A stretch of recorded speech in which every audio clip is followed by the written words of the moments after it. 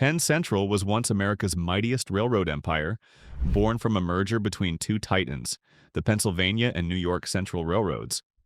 But after dominating for over a century, it became the biggest corporate disaster in U.S. history.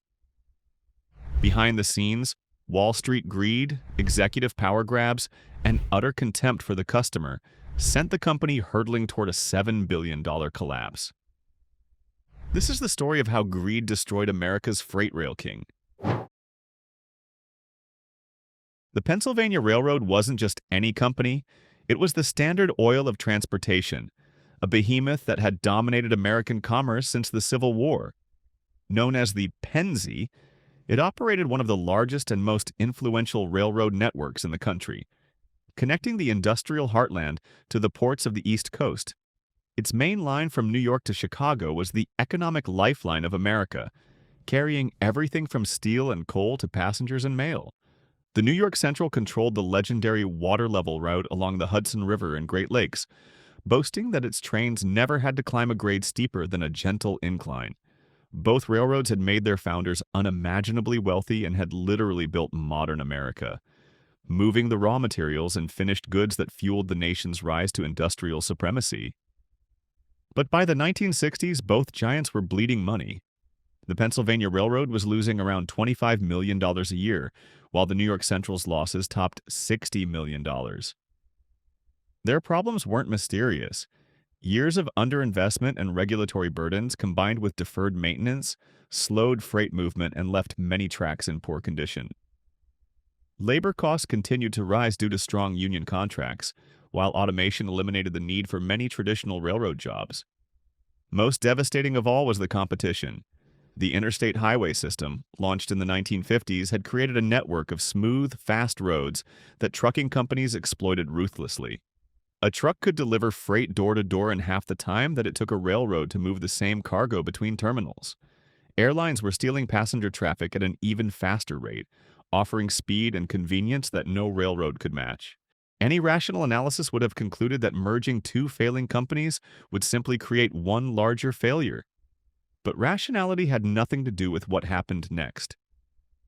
Stuart Saunders, the Pennsylvania Railroad's chairman, was a lawyer who had never worked a day in actual railroad operations, but possessed an ego that matched his company's massive size. He looked at the merger not as a desperate attempt to save two dying companies, but as his chance to create a transportation monopoly that would dominate American commerce for generations. Alfred Perlman, who ran the New York Central, was a respected railroad innovator, but he let optimism cloud his judgment. Despite years of mounting losses, he convinced himself that merging with Pennsylvania Railroad would finally bring stability and efficiency to both systems. The merger, he declared, would create synergies and economies of scale that would restore profitability within 2 years. Wall Street loved the idea. Investment bankers at Morgan Stanley and Goldman Sachs saw massive fees from orchestrating the deal and pushed it forward with evangelical enthusiasm. Stock analysts wrote glowing reports about the new era of railroad efficiency that the merger would create. The financial press hailed it as visionary corporate strategy. The Interstate Commerce Commission, the federal agency responsible for regulating railroads, spent 4 years reviewing the merger proposal. Their analysis revealed fundamental problems that should have killed the deal immediately. The two railroads used incompatible computer systems that couldn't communicate with each other. Their corporate cultures were so different that integration would be nearly impossible. Most damning of all, neither company had a realistic plan for addressing the competitive pressures that were destroying their business models. But the political pressure was overwhelming. Pennsylvania's congressional delegation, led by powerful senators who had received massive campaign contributions from railroad interests, lobbied furiously for approval. The promise of preserving railroad jobs in key swing states made the merger politically irresistible, even though everyone involved knew those jobs would disappear regardless of whether the merger happened. On January 15, 1968, the ICC narrowly approved the merger by a 6-5 vote. Several commissioners issued written dissents, warning that the merger would not solve the industry's core problems but would simply create a larger failure. 3 weeks later, Penn Central was born. The new company controlled 96,000 employees, operated 4,800 locomotives, and owned assets worth $7 billion on paper. Stuart Saunders became chairman and CEO, while Alfred Perlman took the title of president. In their first press conference, they promised shareholders that Penn Central would generate $200 million in annual profits within 3 years. The reality was already very different. Even as the executives celebrated, Penn Central's freight yards were descending into chaos. Its computer systems were crashing daily, and its most experienced managers were fleeing to competitors. The first sign of trouble came within hours of the merger's completion. At Penn Central's massive Buckeye Yard in Columbus, Ohio, freight cars from the former Pennsylvania Railroad sat on tracks controlled by New York Central dispatchers, who had no idea what cargo they contained or where it was supposed to go. The two railroads had used completely different coding systems for tracking shipments, and nobody had bothered to create a translation system. By the end of the first week, over 10,000 freight cars were sitting in the wrong locations across Penn Central's network. Customers who had shipped auto parts from Detroit found their cargo stranded in Buffalo. Steel shipments bound for construction sites in Philadelphia ended up in Pittsburgh rail yards, where they sat for weeks while clerks tried to figure out where they belonged. The cultural differences between the two railroads made the operational problems exponentially worse. The Pennsylvania Railroad had always been run like a military organization, with rigid hierarchies and detailed procedures for every task. Employees followed orders without question and took pride in the railroad's reputation for reliability. The company's headquarters in Philadelphia reflected this culture, a massive, imposing building where executives wore dark suits and spoke in measured tones about their responsibility to shareholders and customers. The New York Central, by contrast, had evolved into a loose confederation of regional fiefdoms, where local managers operated with minimal oversight from headquarters. The company's offices in New York's Park Avenue reflected a more relaxed, entrepreneurial culture, where deals were made over long lunches and rules were viewed as suggestions rather than commandments. When these two cultures collided, the result was organizational warfare. Pennsylvania Railroad veterans viewed their New York Central counterparts as undisciplined cowboys who couldn't be trusted to run a hot dog stand, let alone a railroad. New York Central managers saw the Pennsylvania people as hidebound bureaucrats who were more interested in following procedures than serving customers. The executive suite became a battlefield almost immediately. Stuart Saunders had promised that the merger would eliminate duplicate positions and reduce management costs, but instead of making tough decisions about who would run what, he tried to placate both sides by creating parallel management structures. The result was that Penn Central ended up with 2 chief operating officers, 2 chief financial officers, and 2 heads of virtually every major department. The operational chaos was even worse. Penn Central inherited 2 separate dispatching systems that couldn't communicate with each other, meaning that trains from the former Pennsylvania Railroad literally couldn't be tracked once they entered former New York Central territory. Freight cars would disappear into the system for days or weeks at a time, with no way to locate them or determine their status. At Selkirk Yard near Albany, New York, the situation became so bad that railroad workers started calling it Selkirk Hurtle, because freight cars seemed to jump randomly from track to track with no apparent logic. Trains that should have taken 12 hours to travel from New York to Chicago were taking 3 days or more, assuming they arrived at all. The computer integration disaster made everything worse. Penn Central had promised customers that the merger would create a seamless, high-tech transportation network that could track shipments in real time and optimize routing for maximum efficiency. Instead, the company's computer systems crashed so frequently that dispatchers went back to using paper forms and manual calculations to route trains. By the summer of 1968, just 6 months after the merger, Penn Central was misplacing hundreds of freight cars each day, with many pieces of rolling stock routinely vanishing into the vast, disorganized network. The company's customer service department was receiving over 2,000 complaint calls daily from shippers who couldn't locate their cargo. The labor situation was equally catastrophic. Their decision to avoid conflict and instead have duplicate positions meant that the company was paying full wages and benefits to employees who had nothing to do while the workers who were actually needed to run the railroad were overwhelmed and demoralized. Railroad unions, sensing weakness, launched a series of wildcat strikes that brought different parts of the Penn Central system to a halt almost weekly.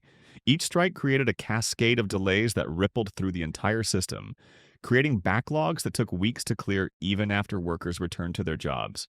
Meanwhile, Penn Central's executives seemed oblivious to the operational disaster unfolding beneath them. Stuart Saunders spent most of his time in meetings with investment bankers and real estate developers, pursuing deals that had nothing to do with running a railroad.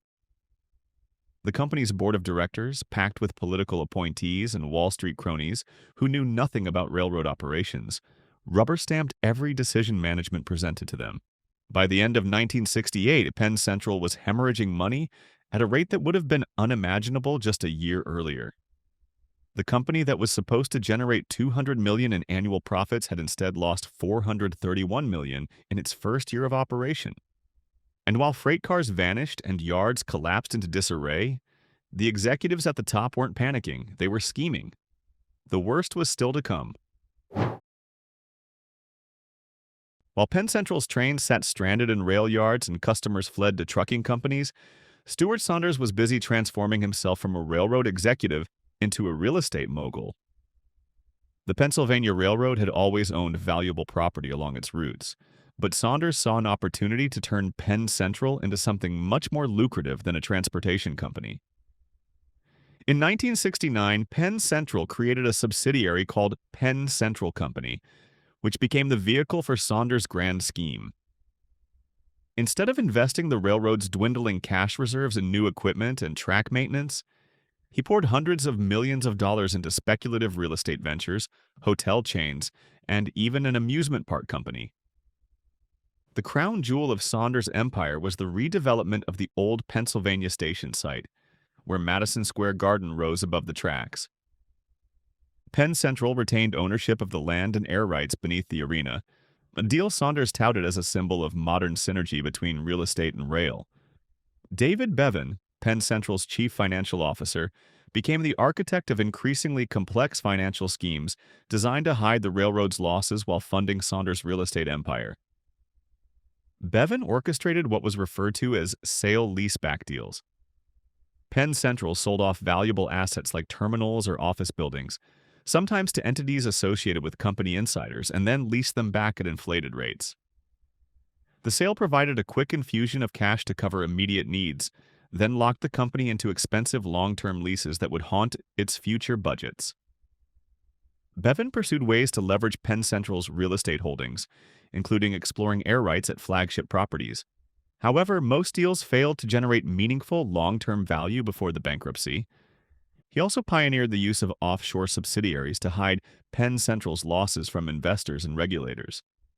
The company created dozens of shell corporations in the Bahamas, Switzerland, and other tax havens, then used these entities to engage in transactions that moved money around in circles while creating the appearance of profitable business activity.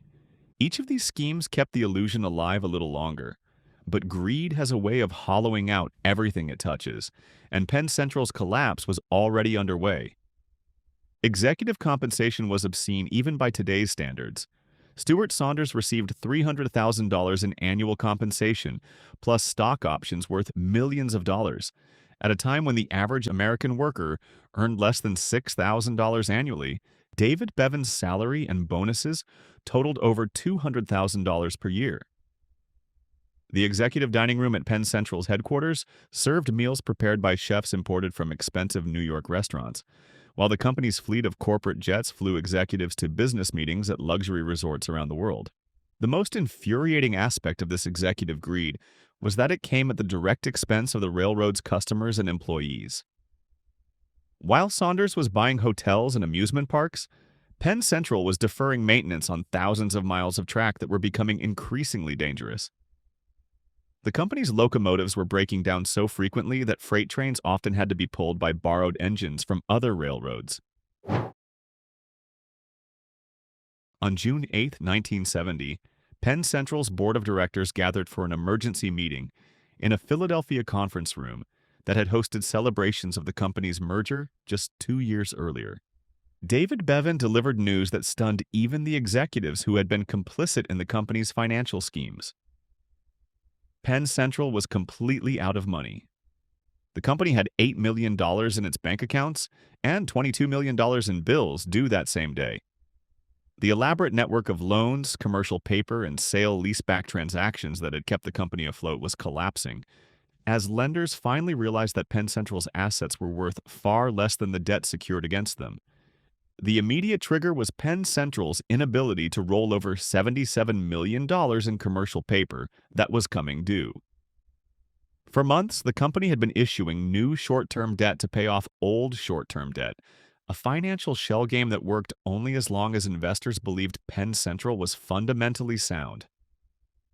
But word had leaked that the company's first quarter losses were far worse than anyone had imagined, and suddenly no one wanted to buy Penn Central's IOUs at any price. On June 21, 1970, Penn Central filed for bankruptcy in federal court in Philadelphia. The petition listed assets of $7.2 billion and liabilities of $7.8 billion, making it the largest corporate bankruptcy in American history, a record that would stand for nearly a decade. The immediate impact was catastrophic. Penn Central stock, which had traded as high as $86 per share just 2 years earlier, became worthless overnight. Shareholders lost over $3 billion in market value, wiping out the retirement savings of thousands of investors who had trusted the company's fraudulent financial statements. The ripple effect spread far beyond Penn Central itself. The company's bankruptcy triggered a crisis of confidence in the commercial paper market, where corporations routinely borrowed billions of dollars in short-term funds. The Federal Reserve was forced to intervene to prevent a complete collapse of the commercial paper market, providing emergency loans to banks and corporations that couldn't roll over their short-term debt. The human cost was even more devastating than the financial damage. Penn Central's bankruptcy left 96,000 employees uncertain about their jobs, their pensions, and their futures. Many of these workers had spent their entire careers with the Pennsylvania Railroad or New York Central, believing they were working for companies that would provide stable employment and secure retirements. The federal government was forced to step in to prevent the complete collapse of rail transportation in the Northeast. In 1971, Congress established Amtrak to manage inner-city passenger rail service, taking over routes from Penn Central and other bankrupt carriers. Penn Central's freight operations were reorganized into Conrail in 1976 under government ownership. The investigation that followed Penn Central's bankruptcy revealed the full extent of the corruption and mismanagement that had destroyed the company. Stuart Saunders was forced out by the board shortly before the bankruptcy and publicly presented his departure as a resignation. Though widely blamed for the collapse, he kept most of his personal wealth and never faced criminal charges for his role in the company's downfall. David Bevan was convicted of financial misconduct related to fraudulent schemes and served prison time, but much of the company's lost money was never recovered.